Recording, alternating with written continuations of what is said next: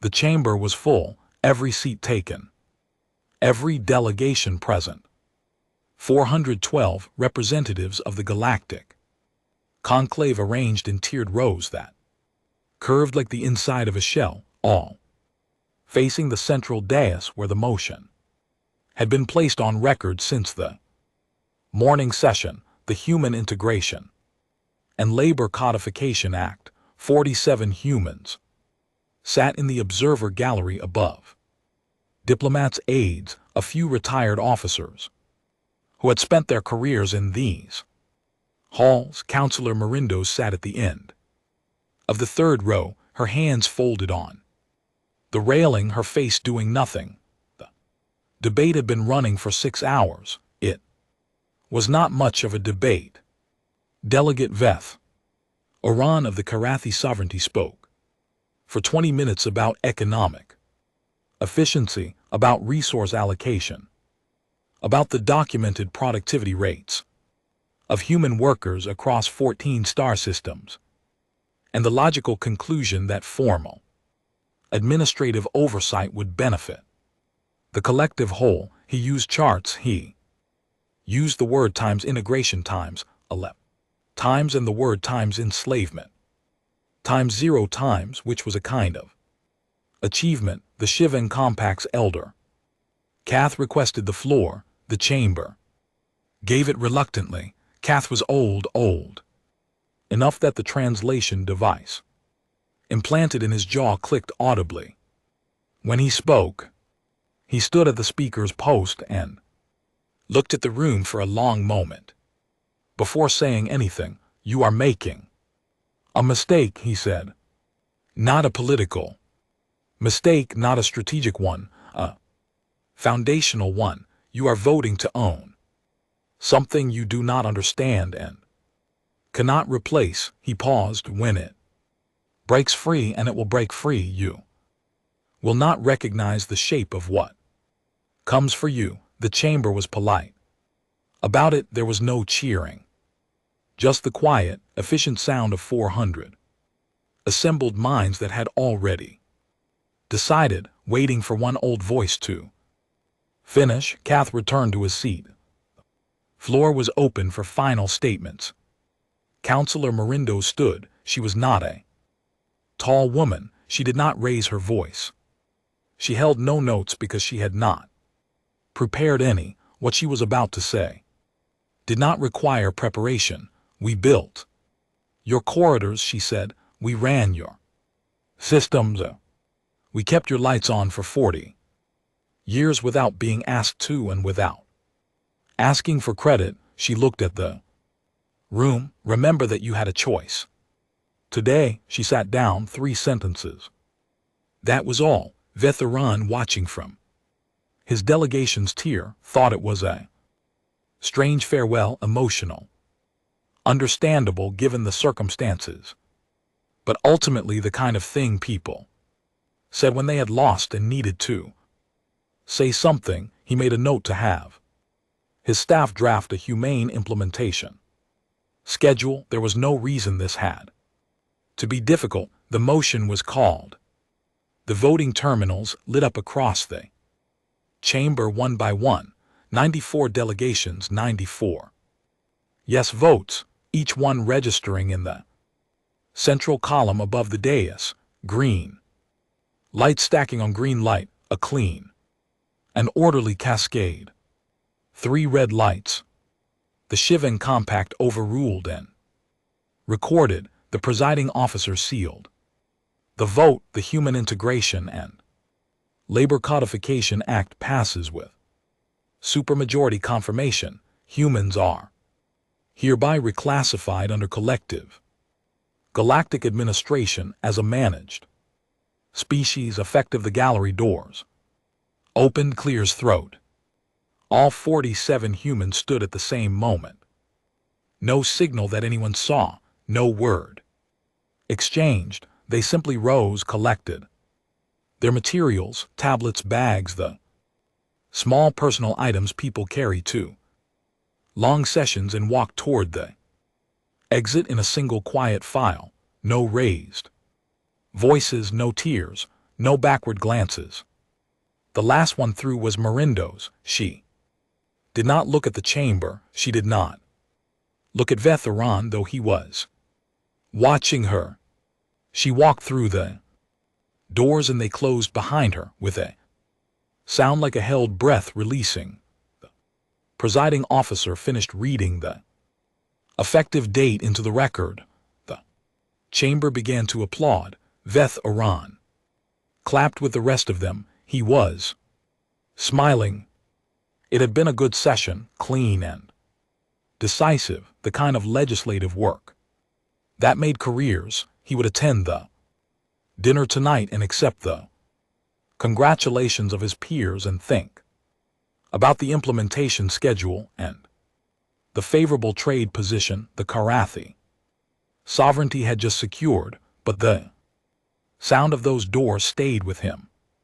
Not a slam, not a protest, just a door closing. He looked at the empty gallery for a moment. 47 chairs, materials cleared away, surfaces clean, as if the humans had never been there at all.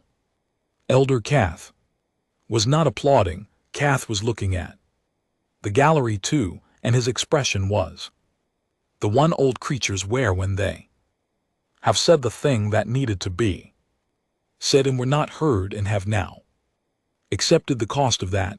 Vetheron looked away. Around him the celebration was building. Other delegates crossed the floor to shake hands. The presiding officer was already drafting the formal announcement. Someone had ordered food brought to the chamber, a tradition. After major votes, the lights in the chamber were warm and gold. They were human-built lights running on human-designed power distribution systems maintained by human technicians whose contracts had just been reclassified as administrative property agreements. No one in the chamber was thinking about that. No one was thinking about the 47 empty chairs or the 3 sentences or the doors. No one was thinking about the fact that the humans had left without their identification badges. That was a conclave. Regulation badges were to be returned to the front desk upon departure. The humans had left them on their chairs, neatly placed face down. A cleaner would find them later and bring them to. Lost and found, they would sit there, unclaimed for a very long time, outside the chamber in the long corridor that led to the transit hub. Mirando's walked with the others. Nobody spoke. There was nothing to say yet, and everyone understood that at the transit hub they split. Different ships, different routes, destinations that were not filed with the conclave's travel registry because those registries were part of the administrative system. They had just been reclassified out of the right to use voluntarily. Mirando's boarded a small transport. She took a window seat and watched the conclave station shrink behind her as the ship pulled away, all glass and lights and the kind of grand architecture that announced importance. She had helped design the ventilation system for that station's East Wing 22 years ago, a contract job. She had been proud of it. She looked at it until it was a point of light among other points of light, and then she looked at her hands, and then she closed her eyes. She did not sleep. She thought about lists, about the 40 years of lists, about the things built and the systems run and the lights kept on, about a bill patient and enormous waiting to be written. She thought about Kath's words, "You do not understand and cannot replace." She thought about the doors closing. Somewhere in the ship someone else from the gallery laughed quietly at something, the soft sound of people who have just watched something inevitable begin and are not afraid of what comes next. The transport moved through the Dark behind it the conclave station, blazed with light, gold and warm. Celebrating for now, the recall orders went out at 600 conclave. Standard time, 72 hours after the vote. They were thorough. 17 pages of legal language that reclassified every human worker across the administered territories as a coverable asset under collective galactic management subject to immediate reassignment under the terms of the Human Integration and Labor Codification Act. The orders were transmitted on all registered human frequencies filed with every labor bureau in 14 star systems and copied to the conclave's own administrative record by 600. Every human they were addressed to was already gone, not hiding, not fleeing, just absent, relocated, departed in the 72 hours between the vote and the recall, quietly and in large numbers on ships that were privately owned and privately registered and therefore not subject to conclave asset freezes because the freeze order had not yet cleared the legal review committee when the ships left. A timing oversight, perfectly legal. The first person to notice the scope of it was a junior administrator in the conclave's labor coordination office, a Karathi woman named Sevi, who was running a routine verification check on assignment confirmations and finding, instead of confirmations, a column of blanks that went on longer than it had any right to. She flagged it. Her supervisor flagged it higher, by 900. It had reached Veth Oran's desk, and Veth Oran sat in his office on the 43rd floor of the Karathi Sovereignties Conclave building and read the summary report with the particular stillness of a person who is not yet alarmed but is standing at the edge of alarm and feeling the drop. Every human employee in the Karathi pharmaceutical compounds on Praxis Station gone. Every human technician at the navigational relay hub on Corridor 7 gone. The entire human staff of the atmospheric processing facility on the Karathi colony world of Devon's Reach gone. The facility was still running on its automated cycles for now. He called his chief of staff. How many? Across all Karathi administered facilities, approximately 4,600 human workers. We are still counting, and the recall order undeliverable. The registered contact frequencies are offline. Personal communication devices are either deactivated or outside transmission range. Home addresses on file, the ones we have, are reporting no occupants. Veth Oran looked out his window. The station outside was busy with its usual morning traffic. Ships moving, cargo being transferred. The ordinary activity of a working galactic hub. He thought about Marin Das and her 3 sentences. He thought about the gallery doors. Get me the conclave emergency committee, he said. He was not the only one calling. Across 14 star systems, the same conversation was happening in different languages, with different faces and the same escalating tone. The Shivan Compact's trade hub at Meridian Point had lost 60% of its logistics coordination staff. The Velhari medical centers, which had relied on human pharmaceutical technicians for a process the Velhari had never bothered to learn because they humans always handled it, were reporting synthesis equipment sitting idle because nobody remaining knew the calibration sequence. The equipment had a manual. The manual was written in a human technical dialect that had not been formally translated into conclave Standard because it had never needed to. B. The Galactic Conclave's first emergency session since the Outer Reach. Conflicts convened at 1400 hours. The word times recall times was used 17 times in the first 40 minutes. No human frequency responded, not because they were being defiant, not because they were hiding.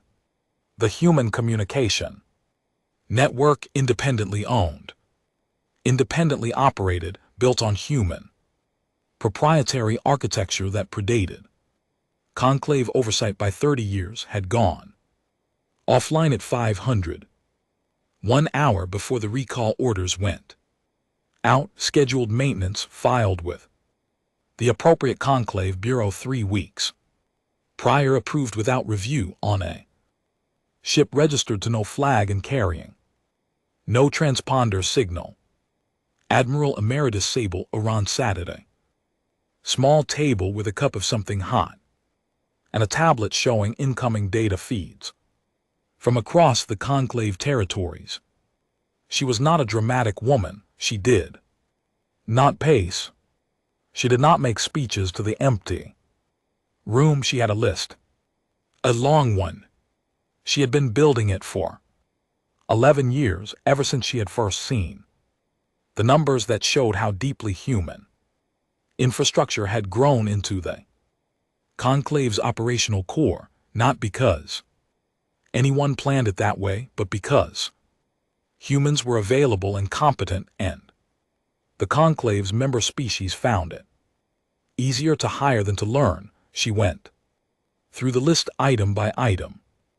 Navigation beacons along corridors 5, 7, and 9 offline as of the maintenance window humans had filed for 2 months ago. Pharmaceutical synthesis at Praxis Station, Devon's Reach, and the Velhari Medical Hub on Torn, running on automated cycles with a projected operational window of 18 days before the systems required human calibration intervention.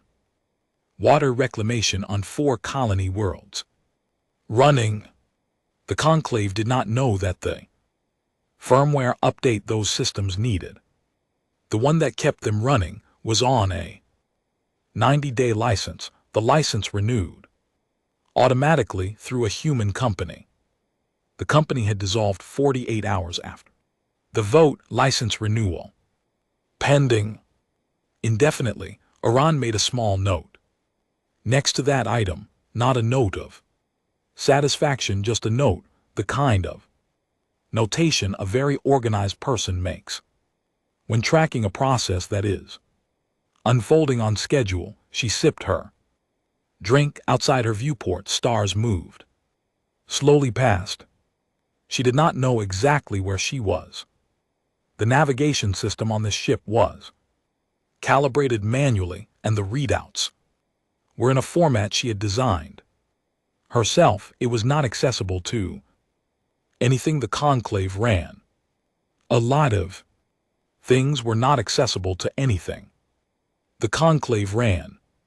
That had been the project: patient, quiet, invisible, the slow and careful work of building alternatives that nobody noticed because nobody thought to look, because who looks at what they think they already own? The emergency session was still running.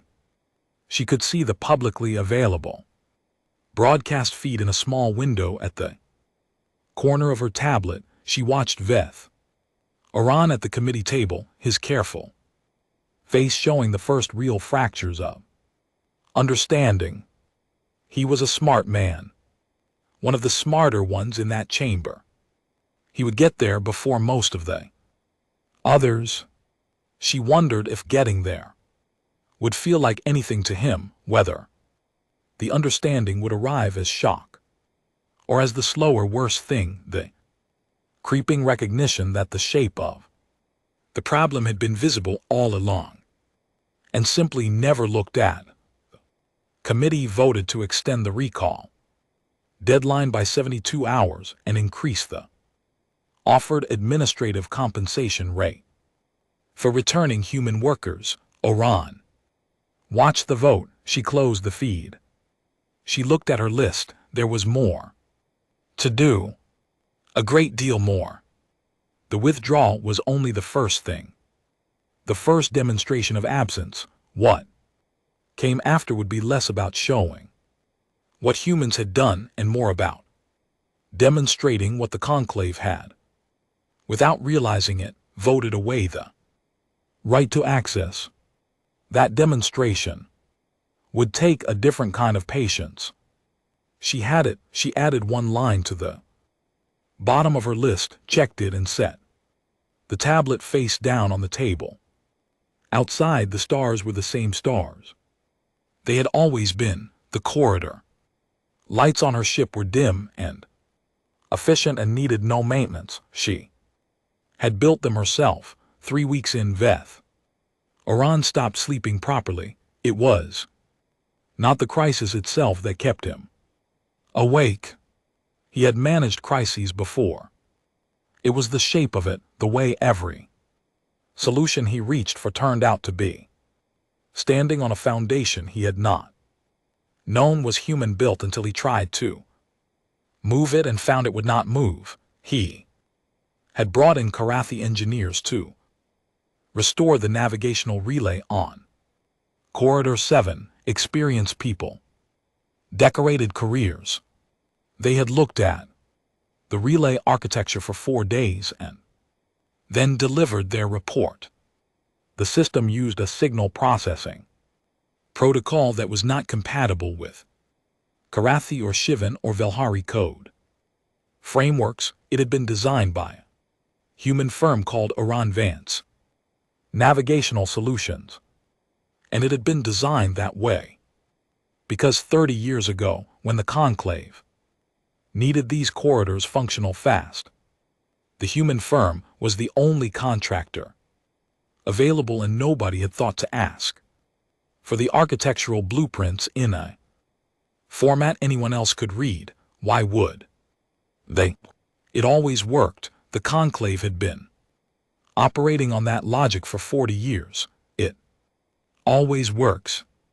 Times is not the same as times. We understand how it works. Veth Iran was learning this in the particular way that lessons arrive when they are expensive, not as a concept but as a weight. He sat across from his chief of staff every morning and received a report that was, at its core, the same report repeated in different rooms. A system we did not know was human built has stopped and we cannot start it again. The water reclamation units on Devon's Reach were the one that broke him open. 4 colony worlds combined, population of 11 million. The systems had been running for 22 years without incident, maintained on a rolling contract with a human engineering consortium, DOS Web Infrastructure Solutions. He had looked them up. Small firm, efficient record. They had designed the reclamation units from the ground up and serviced them every 18 months without fail. The consortium was dissolved, assets liquidated, filed properly with the conclave commercial registry 2 days after the vote. The reclamation units were still running. They would run for another 31 days. Firmware they needed to keep running. Past that point, a scheduled update. Documented, nothing unusual required a license key that renewed through server the consortium had owned. The server was deactivated. The license pending indefinitely. 11 million people, 31 days. Veth Iran sat at his desk for a long time after that briefing. He thought about the vote. He thought about his charts, his careful language, his word times, integration times, and his absent word times, enslavement. He thought about whether there was a meaningful difference between those two words and decided that there was not, and that he had known that and had chosen the comfortable word because he had the luxury of choosing. He pulled up the contracts. This was what 3 weeks of crisis had taught him. When you do not understand the problem, you go to the documents, the record, the signed agreements that existed before the crisis and would exist after it, because contracts do not dissolve in emergencies, they become load-bearing. He found the signature. Not one. Contract 43 foundational infrastructure agreements covering navigational systems, pharmaceutical synthesis, water processing, atmospheric maintenance, communication architecture, and medical supply chains, all signed in the last 20 years, all critical to conclave operational function, all bearing at the bottom of the final page the same legal notation. Contracted party status contingent upon legal personhood classification under conclave administrative code. He read it 3 times. He called his legal team. The answer came back in 40 minutes, and his senior legal advisor delivered it with the voice of a person who had been hoping to be wrong and was not. When the conclave reclassified humans as a managed species, as property, not persons, it had retroactively invalidated every contract signed by a human as a legal entity. The conclave's own vote had voided the agreements, the licenses, the maintenance arrangements, the operational rights. Every service humans provided under contract voided, every piece of human-designed infrastructure that required licensing to operate, now operating without a valid license, which was technically illegal under conclave commercial code. The conclave had not just lost human labor, it had deleted its own right to use what humans built. Veth Oren put his hands flat on his desk and breathed. He thought about Elder Kath, about that old jaw clicking. You are making a foundational mistake. He sent a message to Kath. Private channel, outside the committee. Record 3 words. You were right. Kath's response came back in seconds, which meant he had been waiting for it. I know.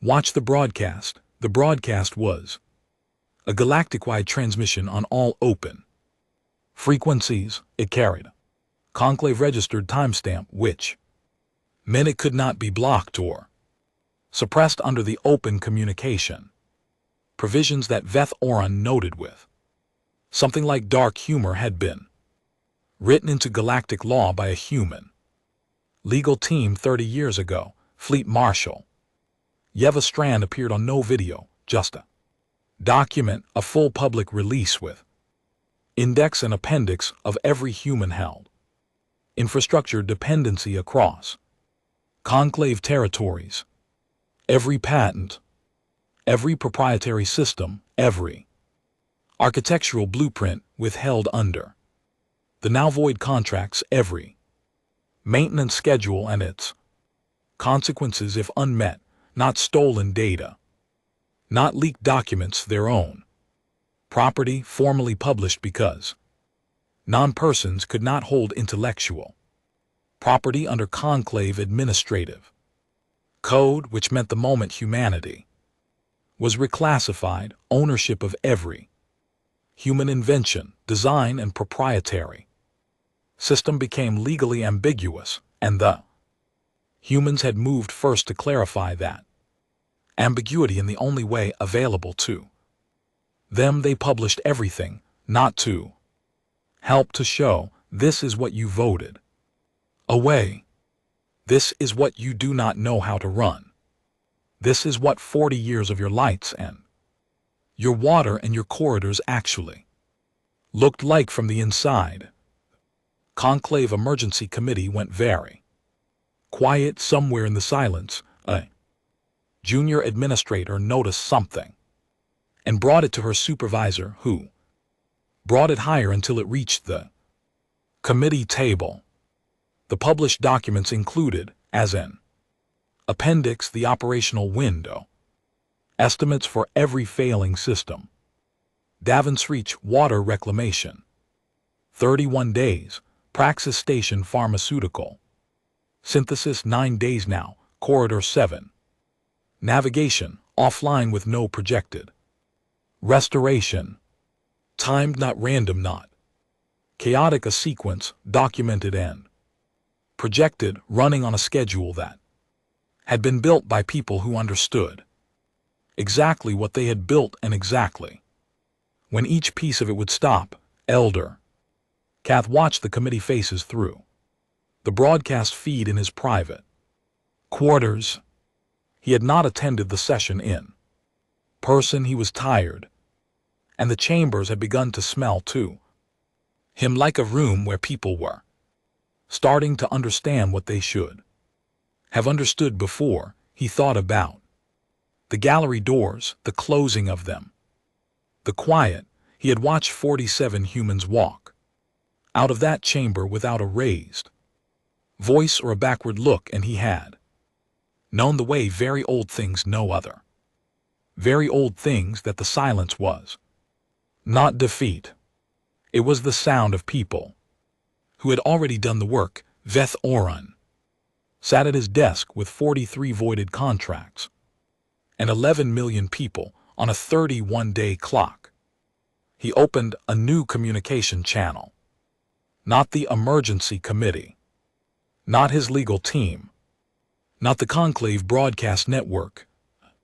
Private channel, a very old address, one he had been given years ago by a human diplomatic aide who told him, with a smile that he had not understood at the time, to hold on to it in case of emergency. He had kept it because he was a thorough man. He opened a message. He did not know if anyone was listening. He typed, "I would like to discuss terms." He sent it. He sat back. The lights in his office were warm and gold. He looked at them for the first time in 3 weeks.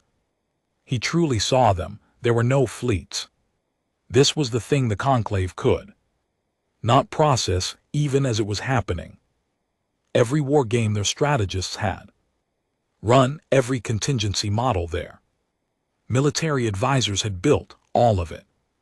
Assumed fleets, assumed columns of human warships crossing the border, assumed battle coordinates and engagement zones, and the familiar grammar of open conflict. None of that came. What came instead was quieter and worse. Day 31 on Davins Reach, the water reclamation units on the colonies' northern continent entered diagnostic loop. Not failure, not yet.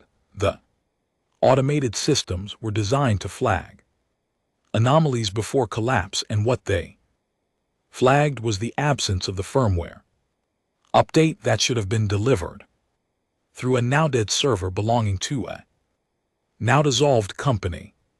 The units began cycling down in sequence, one grid at a time, the way a careful system shuts itself down rather than break. 11 million people. The conclave scrambled. Emergency water supply ships were dispatched. It was expensive and slow, and the ships were running navigation routes along corridors that were performing at reduced efficiency because the relay on corridor 7 was still dark. They managed it barely, but managing it cost resources that should have gone elsewhere, and elsewhere was already short. The Karathi shipyards on Praxis Station went cold on day 34. Not the whole station, just the yards. The power distribution system in the industrial sector ran on a load balancing protocol patented by Oranvent's Navigational Solutions. Without the license, operating it was a violation of conclave commercial code. The conclave's own lawyers confirmed this when the station administrator asked, Use it anyway, he was told. Emergency exemption, the paperwork for. The emergency exemption required.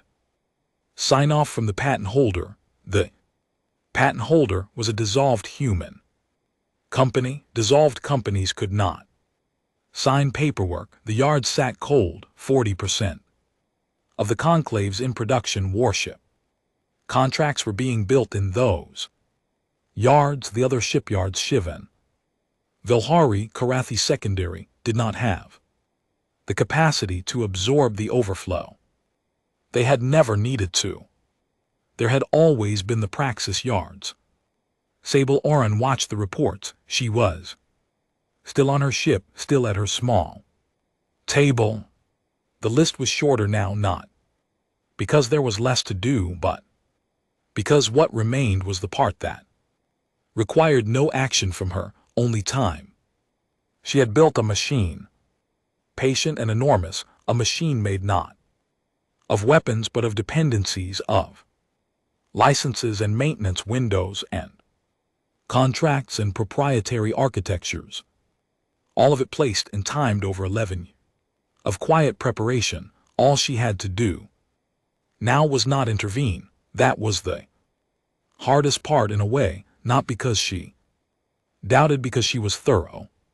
She kept reviewing the list, looking for things that had gone wrong, looking for collateral beyond the projections. She had been careful. She had been very careful. The colony systems that were failing were all commercial and industrial cargo. Decks, manufacturing floors, shipyards, financial processing hubs. Not population systems, not schools or hospitals or residential power. She had drawn the line there, not for the conclave's benefit, for her own. There was a difference between showing someone the cost of what they did and becoming what they accused you of being. She knew where that line was. She had drawn it before the plan started, and she had not moved it. The conclave's emergency session on day 36 was the first one that did not begin with debate. It began with the Vilhari delegation reading aloud a list of their infrastructure losses and the projected timeline for each. Then the Shivan secondary block did the same.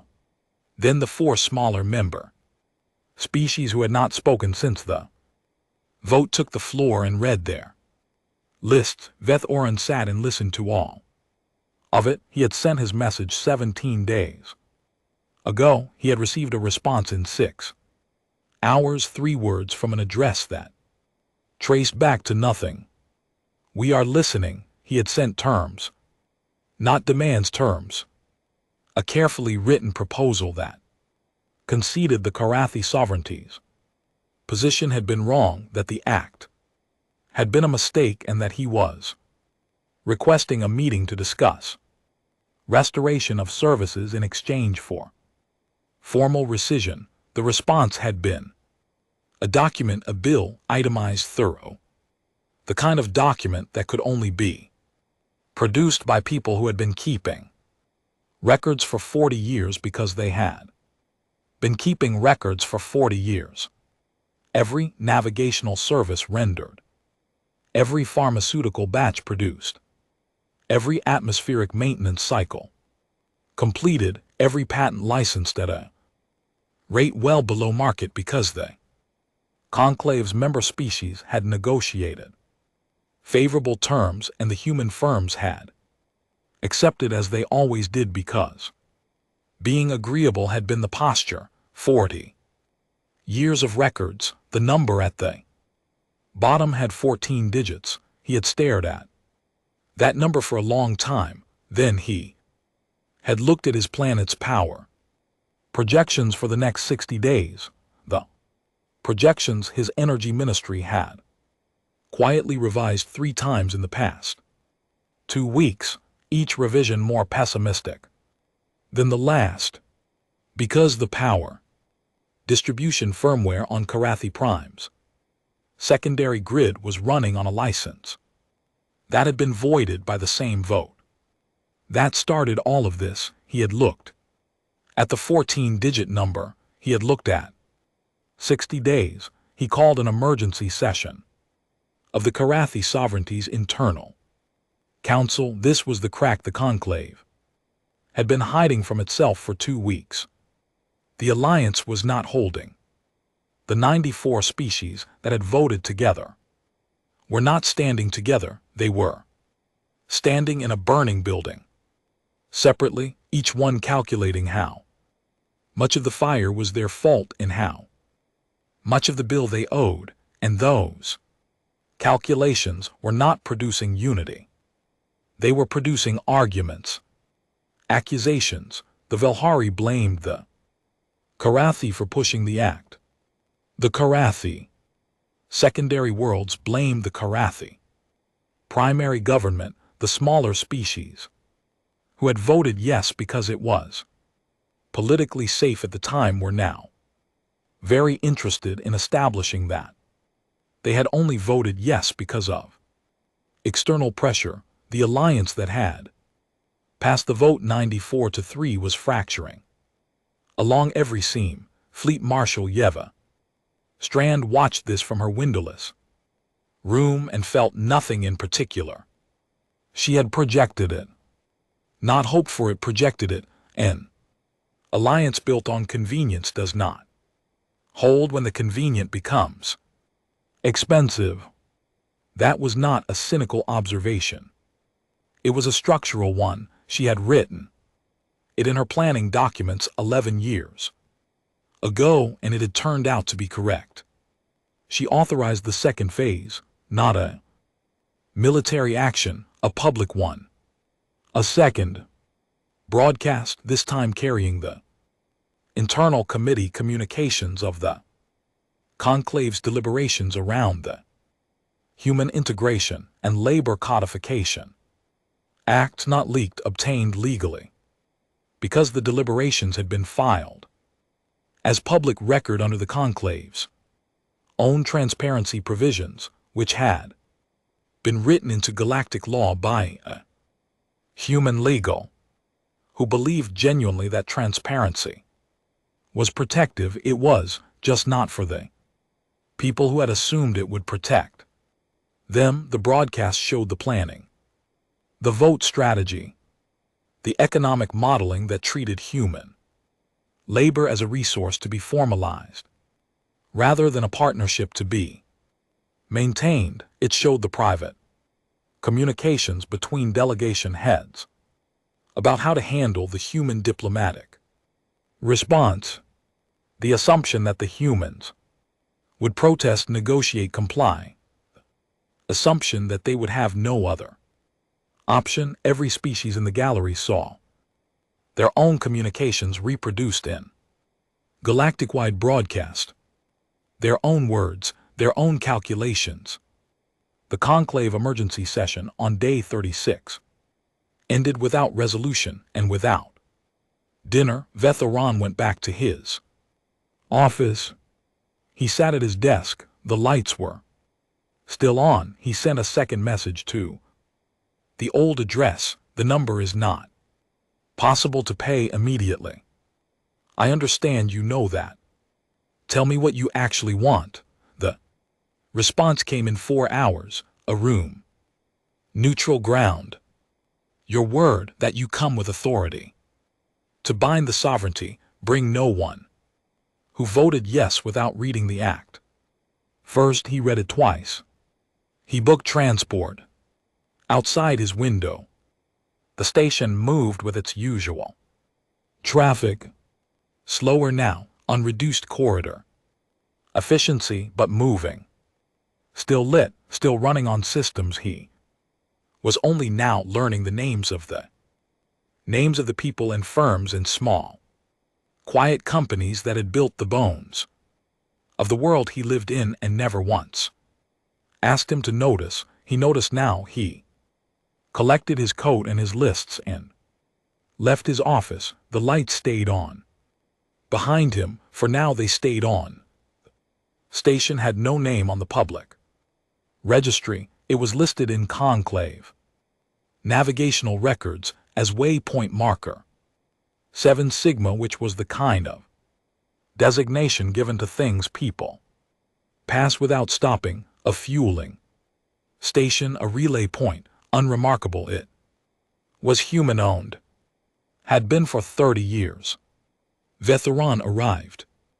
On day 42, his ship docked at a berth that was cleaner than the conclave's own transit hubs and lit with a quality of light that was easier on his eyes than anything he had encountered in weeks.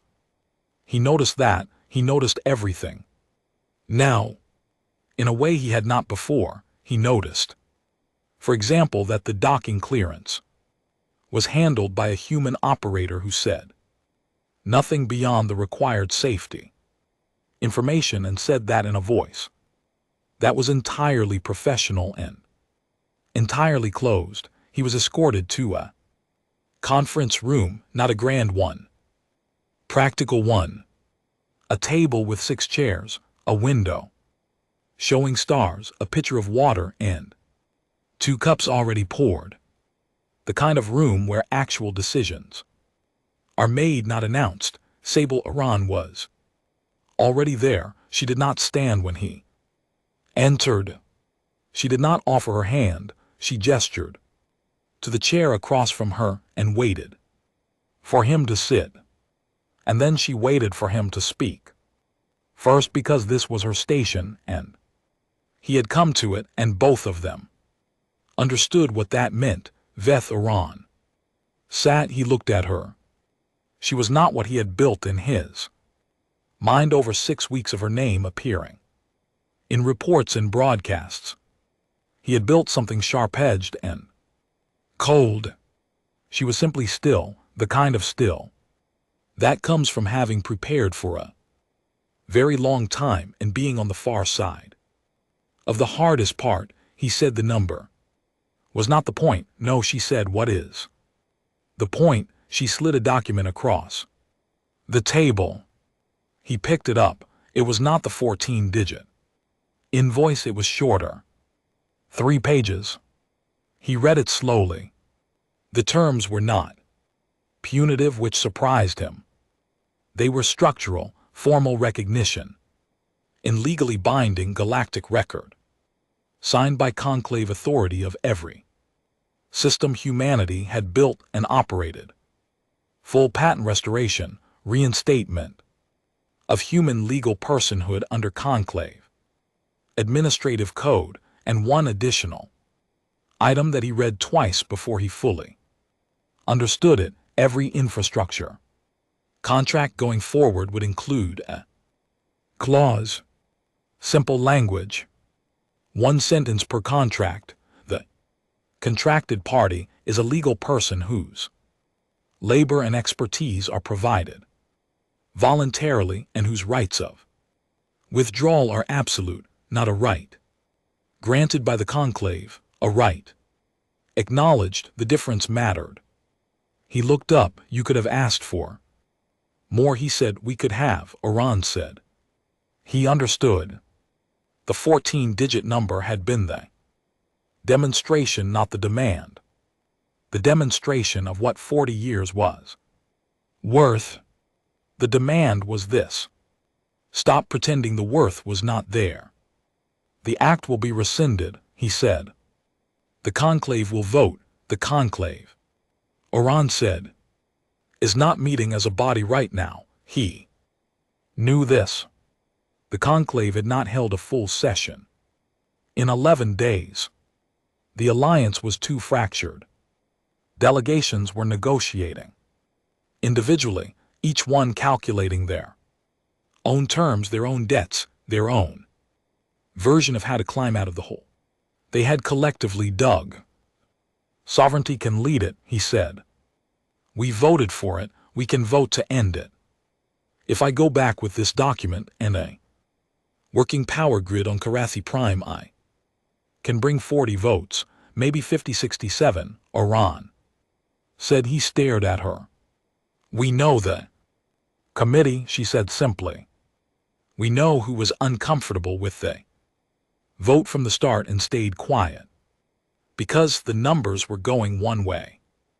Give them a structure and they will sign. On to it, he thought about that.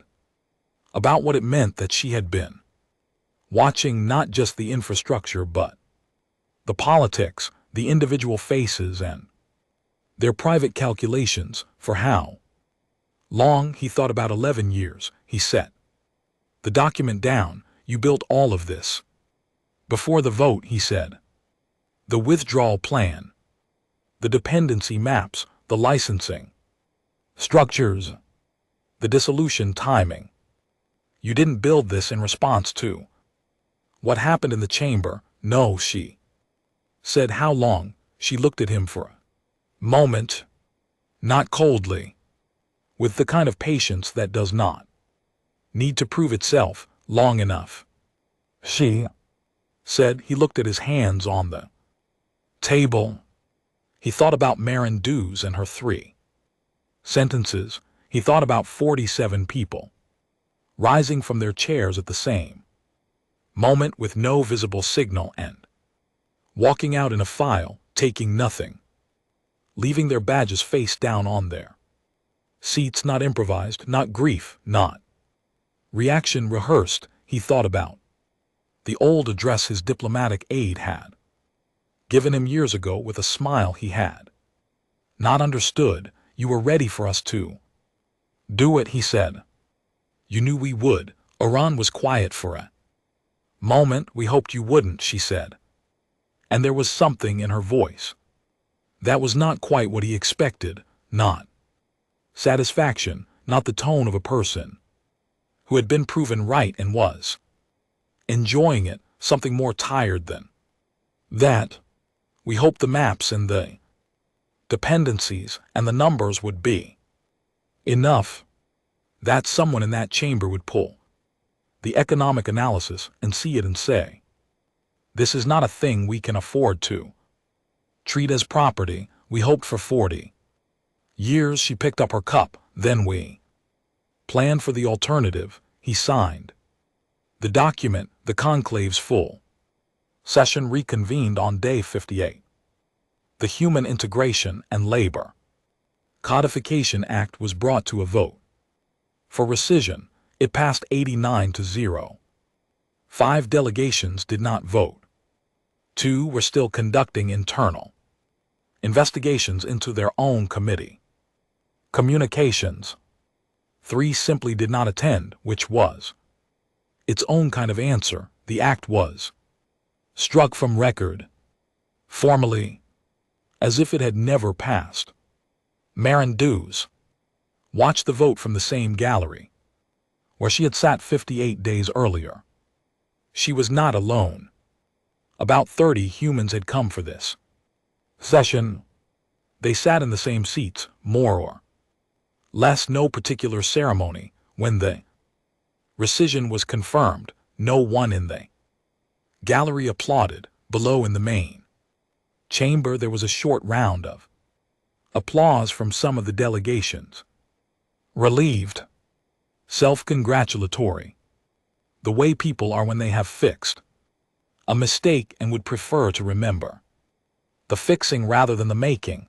Dews watched the applause. She thought about what it cost to be the kind of person who could stand in a burning building and clap for their own fire extinguisher. She decided it cost more than she wanted to spend. Elder Cath sat in the gallery too, at the far end of the row. He had arrived early alone and had not spoken to anyone. He watched the rescission vote with the expression he wore for most things these days, the expression of a very old creature watching events arrive at conclusions that had been visible for a long time to anyone willing to look. He did not attend the celebration dinner. He never attended those on waypoint marker 7.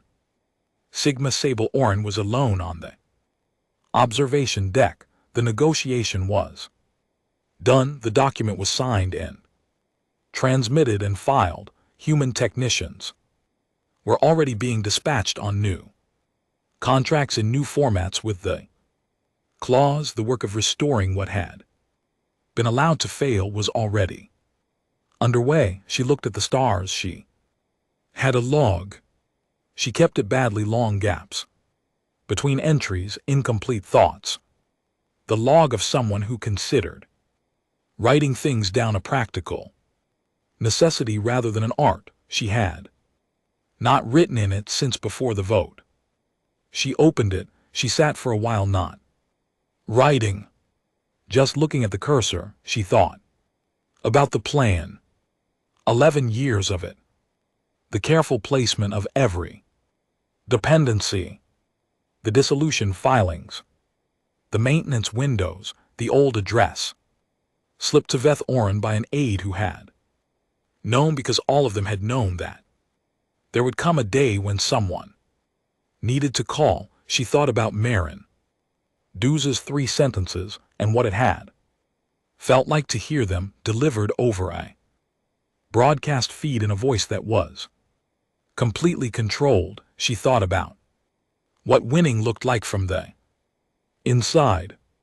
It did not look like she expected. It looked like a lot of work that was done, and a lot of work still ahead, and a galaxy that was the same shape it had been before, except for one line in the legal record and one clause in every new contract, and people who would go back to work tomorrow in systems that were still fragile and still interconnected and still dependent on 1,000 quiet things that nobody would think to notice until they stopped. She thought, we will be here when that happens.